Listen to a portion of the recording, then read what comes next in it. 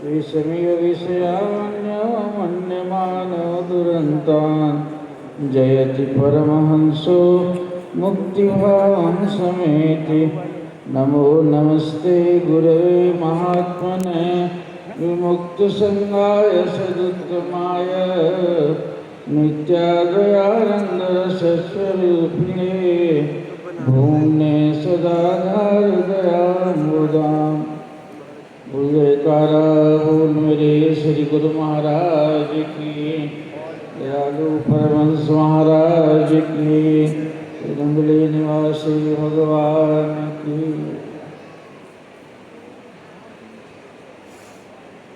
इस महत्वपूर्ण अवसर पर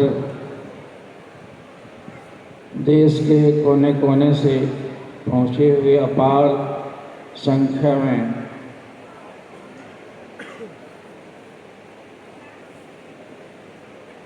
श्री गुरु चरणानुरागी गुरु दरबार के नाम लेवा उपदेशी सज्जन वृंद, मंच पर आसीन सम्माननीय संत समाज, साध्वी माताएं बहनें, आज ये देखकर ऐसा लगता है इस अपार भीड़ को कि रहमत की का कितना बड़ा खजाना लुटा रहे हैं सरकार आज के दिन को। अभी महापुरुष लोग कह रहे थे इसको तीर्थ बना दिया उन्होंने, और वे त्रिकालज्ञ महापुरुष भविष्य के लिए ये दुआ भी दे गए, ये नंगली पूजी जाएगी, ये नंगली तीर्थ कहलाएगी। तीर्थ शब्द जो बार बार आता है उस शब्द का अर्थ होता है तरना, जहाँ जाके आदमी तर जाता है। तर जाता है मतलब तैर जाता है, और तैरता है पानी में, सागर में, जलाशय में। तो हमें कौन सा चीज़ तैरने के लिए हम यहाँ आए हैं? हमारे कार्यकलाप जो जन्म जन्मांतर के हैं, वे शुभाशुभ कर्मों के संस्कार महासागर की तरह अथाह हमारे चित्त में उमड़ते रहते हैं, और हम उसमें डूबते उतराते चले आ रहे हैं अनंत जन्मों से।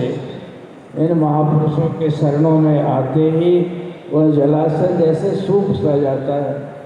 उनकी कृपा से कोटि जन्म का पंथ जो पल में पहुँचा जाए, पलक मारते पहुँच जाता है सद्गुरुदेव भगवान के कृपा से। और वही कृपा लेने के लिए आज के दिन को हम आते हैं। ये कितना महत्वशाली दिन है।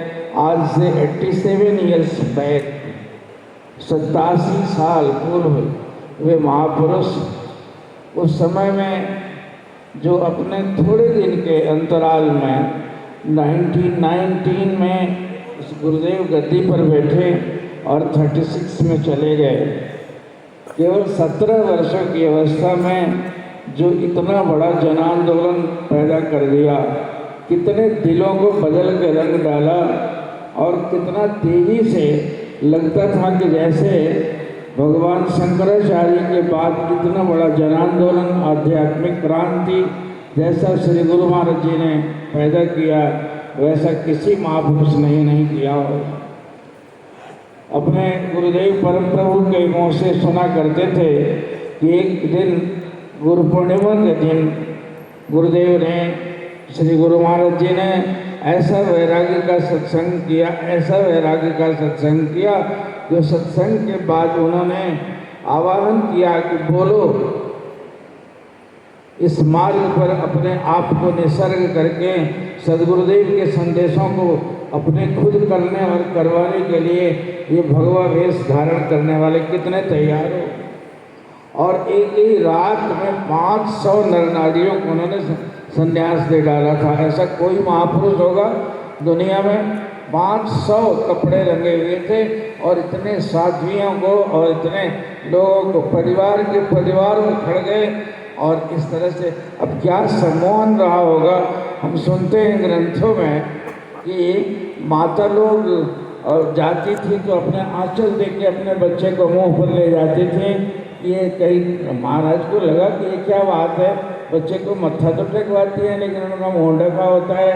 तो धीरे धीरे पता चला उन्हें कि उनको देख लेंगे तो ये विरक्त हो जाएंगे, आगे जाके घर छोड़ के साधु बन जाएंगे। तो इतने इतने और फिर उसमें से एक बड़े बड़े जोगी, तपस्वी, प्रचारक, विद्वान, तत्ववेत्ता, महापुरुष पैदा हुए। सदगुरुदेव के गुरुदेव महाप्रभु परमहंस दयाल जी ने कहा था कि बाबा स्वरूपानंद जी के 10,000 से अधिक शिष्य होंगे, जिसमें 500 तो बीज पैदा होंगे और उनके कितने फल फूल लगेंगे जिनका कोई शुमार नहीं है। आज हम उसी फल फूल के रूप में दिखाई पड़ रहे हैं यहाँ, और यही नहीं पूरी दुनिया में फैले हुए हैं उनके अनुयायी, उनके नाम लेवा, और ये आशीर्वाद फलित हुआ। उन्होंने कहा था कि उनके उन अनुयायी शिष्यों से भी जो नाम उपदेश ग्रहण करेगा उस पर मेरी दुआ होगी, मेरा आशीर्वाद प्राप्त होगा। ये आशीर्वाद का कितना पुष्ट बीज था परमहंस दयाल जी का, कि एक से अनेक अनंत बन गए और उसको सत्पात्र बना के सदगुरुदेव भगवान को किस तरह से गढ़ा था, किस तरह से किया था, आप सबों को पुस्तकों से पता है। ऐसा एक संकल्प से बैठा दिया और 13 वर्षों तक गुरु आज्ञा पर हिले नहीं। ऐसा संकल्प हीन जैसे ही होगा तो कुदरती सारी शक्तियाँ उसमें स्वाभाविक उतर आएंगी। यही परिणाम हुआ कि महाराज उनकी तपस्या से इतने प्रसन्न हो गए सदगुरुदेव कि उन्होंने बुला के कहा कि अब कह दो, उनको और तपस्या करके शरीर सुखाने की आवश्यकता नहीं है। नानक कहो तो नानक, कबीर कहो तो कबीर, और राम और कृष्ण की उच्चतम आध्यात्मिक ऊंचाई को प्राप्त करके बाबा स्वरूपानंद जी पूर्ण महापुरुष हो चुके हैं। ये सदगुरुदेव का मार्ग था, ये घोषणा थी। अपने इंस्ट्रूमेंट जो अंत में उन्होंने अपना वसीयतनामा लिखा है उसमें खोल कर लिखा है कि ये सब पर जाहिर कर दिया जाए कि महाराज स्वरूपानंद जी मेरे आध्यात्मिक उत्तराधिकारी होंगे।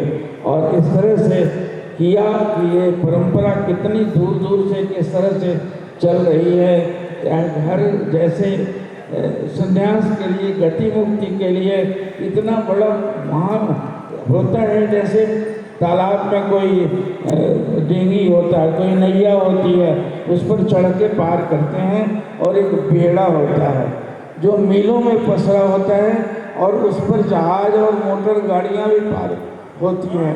कितना वैसे ही महापुरुष समय समय पर वो भागवती सत्ता के अधीन ये बेड़ा बन के अवतरित होते हैं और अनंत लोगों को अनंत जन्मों तक पार करते रहते हैं। हम सौभाग्यशाली हैं, उनके चरणों में बैठे हुए हैं। एक संस्मरण याद आया, और 86 के कुंभ में एक वहाँ पर सूरतगिरी आश्रम है हरिद्वार में, और उसके महामंडलेश्वर तो स्वामी कैवल्यानंद जी महाराज, कैवल्यानंद सरस्वती थे वे, और बड़े वृद्ध थे। मैं कुछ महात्माओं के साथ उनका दर्शन करने गया, और जब प्रणाम किया विनय पूर्वक तो महापुरुष से वह क्या भाप दिया मेरे साथ, और 4-5 संत थे, लेकिन मुझे देखकर हाथ जोड़ दिया उन्होंने। कहा आप विनयी लगते हो, आप सुशील लगते हो, आप सुपठित लगते हो, इस बूढ़े अनपढ़ साधु को क्यों ऐसा मान दे रहे। फिर उन्होंने हंसते हंसते पूछा कि मैं धृष्टता करूं स्वामी जी, ये पवित्र भगवा वेश किन महापुरुष की कृपा से मिला है। मैंने विनय पूर्वक उनके चरणों को थामे हुए कहा कि महाराज दिल्ली के से इधर नंगली नाम का एक संतों की नंगली है, संतों को की वैसे गद्दी है, उसी गद्दी से जुड़े हुए स्वामी परम जी महाराज नाम के एक महापुरुष जो उनके निजी सेवक थे, हनुमान थे, वे हमारे बिहार प्रांत में गए थे, और बचपन में ही उनके चरणों में आ गया और उन्हीं की कृपा से ये प्राप्त हुआ। ये नंगली का नाम लेते ही वे महात्मा हाथ पकड़ के लगे कहने कि नंगली तो बाबा स्वरूपानंद जी की गति है ना। मैंने कहा कि हाँ महाराज उन्हीं की है और उन्हीं का बच्चा हूँ मैं, और ऐसा कहते ही तुम्हारा दर्जा ऊंचा है, ऐसा क्यों किया मेरा पाँव छू के। और कहते कहते वे लगे करने। मैंने कहा महाराज आप जानते हैं उनको? तो उन्होंने कहा सन 24 में लाहौर क्षेत्र में मेरा जन्म स्थान था और मेरे गांव आए थे उस क्षेत्र में। तो लगे कहने कि वे से महात्मा नहीं, संत नहीं, वे तो अवतार थे बेटे, अवतार अवतार। कहते हुए कहे कि मैंने देखा था, बच्चा था मैं, लेकिन मुझे याद है कि जब उनका प्रोग्राम होने को होता था तो दर्जन भर युवक तेजस्वी साधु घोड़े पर सवार होकर उनकी व्यवस्था देखने आते थे कि रंच मात्र की कोई कमी नहीं रह जाए, इतना अनुशासन था। और उस व्यवस्था को देखते, जिस रास्ते से वे गुजरते थे वहाँ फूल छिड़का गया होता था, इत्र से सुवासित किया जाता था। दोनों तरफ से उनके महात्मा सन्यासी और सिर पर पेट्रोमैक्स लिए हुए, उस समय बिजली का समय नहीं था, दोनों ओर कतार में खड़े होते थे।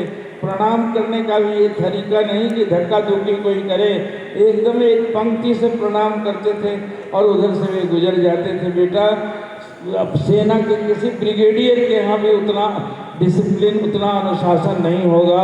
इतने बड़े महापुरुष और अवतार थे, तुम्हारा दर्जा इतना ऊंचा है तो उनके बच्चे हो, ऐसा मेरे मुझे कहने लगे। मैं बाद में भी कई बार मिला तो वे महापुरुष देख कर बताए थे, उनका आँख में देखा हाल था वे।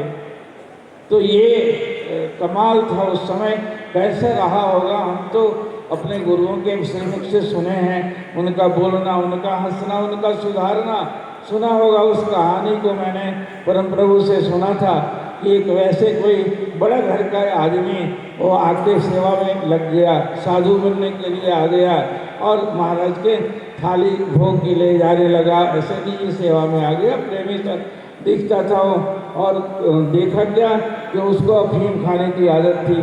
बड़ा आदमी था और उसको अफीम का नशे के बिना न रहा जाए, और उसमें से एक कटोरी महाराज की गायब कर दी, उसने चुरा ली और रख दिया। फिर बाद में सुनार के यहाँ जाके उस कटोरी को बेचा तो जिस सुनार को बेचा था उसी सुनार ने महाराज को भेंट किया था वो कटोरी को। वो पहचान गया तो कहा कि हाँ बस मेरे पास थी है, इसलिए कुछ पैसे मिल जाएंगे। उसने पैसा दे दिया और सुनार वो आके श्री गुरु महाराज जी को कहने के लिए गया कि महाराज ये आदमी आपके पास आया है, ये किस ख्याल का है आदमी? कहा भगत है, आया है साधु बनने के लिए, अर्पण हुआ है। तो उन्होंने धीरे से महाराज को कटोरी दे दी और कहा कि ऐसा किया, इसने जाके दिया था। श्री गुरु महाराज जी देखो ऐसी छोटी बात हम साधारण लोग जान जाएं तो उसको हवा बना देंगे, हल्ला कर देंगे। महाराज ने बोला कि देखो मेरे तोरे अलावा कोई तीसरा जानने न पावे और इस बात को छिपा दो, और उधर छिपवा दिया। देखो सुधारने का महापुरुषों का कैसा तरीका होता है। और उन्होंने बुला के उसको बड़ा दुलारना शुरू किया। श्री गुरु महाराज जी उस दिन से उसको ज़्यादा और प्यार करने लगे। धीरे धीरे एक बार हाथ पकड़ के पूछा, बेटा घर में तो कोई बुरी आदत तो नहीं थी? कहा कि नहीं महाराज जी अब तो कुछ सब छोड़ ही दिया। कहा नहीं यदि हो तो एक छोड़ने की क्या बात है? तो बड़ा खोद के पूछा तो महाराज ने, उसने कह दिया कि महाराज अफीम खाता था। कहा कि तो फिर एक मन को इस तरह से मत दंडित करो तुम। तो उन्होंने कोठारी को मंगा के कहा कि थोड़ा अफीम ले आओ और इसको थोड़ा थोड़ा इस बच्चे को दिया करो, इसको पूरा नहीं आ रहा। अब लोग हंसे कि अच्छा साधु बनने आया, सबका अफीम छुड़ाया जाता है और इसको अफीम खाने को दे दिया उन्होंने। और धीरे धीरे प्यार इतना अधिक करने लगे कि उसको शर्म लगे, सारे महात्मा चिढ़ावें, और उसने छोड़ ही दिया। और छोड़ देते देते वो एक दिन महात्मा बन गए, सन्यासी प्रचारक बन गए और बाहर घूमने जाने लगे कई साल के बाद में। और वहाँ उन्हें 1.5 पाव या 3 पाव चांदी मिली। उस चांदी का उन्होंने 12 कटोरे बनवाए और सुनार से कह के कि बढ़िया कटोरे 1 दर्जन बना दो। 1 दर्जन ला के उसने बेटा किया। अब सब लोग हैरान करे, इतना लाया, सेवा एक बार लिया इसने। महाराज भी कहने लगे कि अच्छा इतना कैसे? कहा कि बस आपका आशीर्वाद से ये मिल गया। तो उन्होंने कहा कि इसका एक थाली भी बना लिया होता, एक गिलास भी बना लिया था, चम्मच भी पूरा सेट ही बन सकता था, इतने 1 दर्जन कटोरे क्यों बनवाए? कहा मैं आज मेरा बड़े दिन से मन था कि मैं 1 दर्जन कटोरा चढ़वाऊँ। कहा यही तो जानना चाहता हूँ, कटोरे का ही क्यों मन था? गिलास और कुछ नहीं बना सकता था। कहा कि बस महाराज जी कटोरा ही बनवाने का मन था कि कटोरा ही सेवा करूँ, कटोरा ही भेंट करूँ। फिर तब महाराज ने, अब तो बड़ा हो चुका था, मजबूत हो चुका था, साधु बन चुका था, उसको डांटा उन्होंने, ये बदतमीज खोलता क्यों नहीं है तुम, जाहिर कर। वैद्य और हकीम के सामने अपना रोग नहीं छिपाया जाता। बता तू क्या कारण है, क्यों कटोरा बनवाता। अब रो रो के लगा कहने कि हे महाराज मैं इतना पापी हूँ, बचपन में जब आया था तो मैंने आपकी कटोरी चुराई थी और आप जितना अधिक प्यार देते गए मेरे अंदर और ग्लानि आती गई। आज भजन करने बैठता हूँ तो मेरे सामने वो कटोरी नाचने लगती है, आपका स्वरूप नहीं आता। और उस कटोरी के माने में भी क्षिप्त हूँ महाराज, मुझे माफ़ कर लीजिए। कहा बेटा माफ़ तो उसी दिन कर दी थी, जिस दिन चुराई थी तुमने कटोरी, उसी दिन मुझे पता चल गया था और मैं उस दिन कह देता तो तू कमज़ोर था, झिझक के भाग सकता था। बीरवा यदि शुरू में लगाया जाता है तो उसे बाढ़ लगाया जाता है, बाढ़ नहीं लगाया जाए तो एक बकरी भी नोच लेगी और वही जब वृक्ष बन जाता है तो हाथी भी बांधा जाता है। उसी तरह से अब तुम महात्मा बन चुके हो, मजबूत हो चुके हो, मेरे बन चुके हो, भागोगे नहीं। इसलिए बेटा माफ़ी मैंने उसी दिन दी थी और आज तुमने अपना ये निकाल दिया। बताओ उसको बना के कैसे चोर से, अफीमची से इतना बड़ा संत बना देने की कला, जिसके लिए कबीर बाबा कहते हैं गुरु कुम्हार शिष्य कुंभ है, गड़गड़ काढ़े खोट, भीतर हाथ सहार दे, बाहर बाहर चोट। ये कुंभकार की कला और शैली से असंख्य लोगों को रंग दिया, उनका जीवन रूपांतरित करके नर से नारायण बना दिया।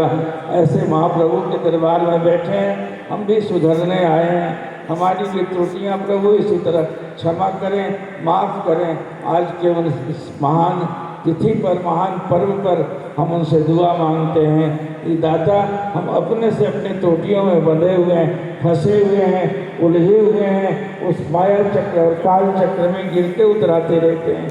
आप कृपा करके हाथ थाम करके मुझे पार लगा देना, मुझे क्षमा करके अपने चरणों का रज दे के मुझे कृतार्थ कर देना। उसी तरह से जिस प्रकार उस अहिल्या के चरण स्पर्श से भगवान ने उसको जड़ से नारी बना दिया था, हमारे अंदर की भी जड़ता है आप कृपा करके खत्म कर दें। आपके पावन चरणों में बार बार असंख्य बार विनती है, प्रार्थना है। हरि ओम तत्सत। बोली दयालु सतगुरुदेव भगवान की जय।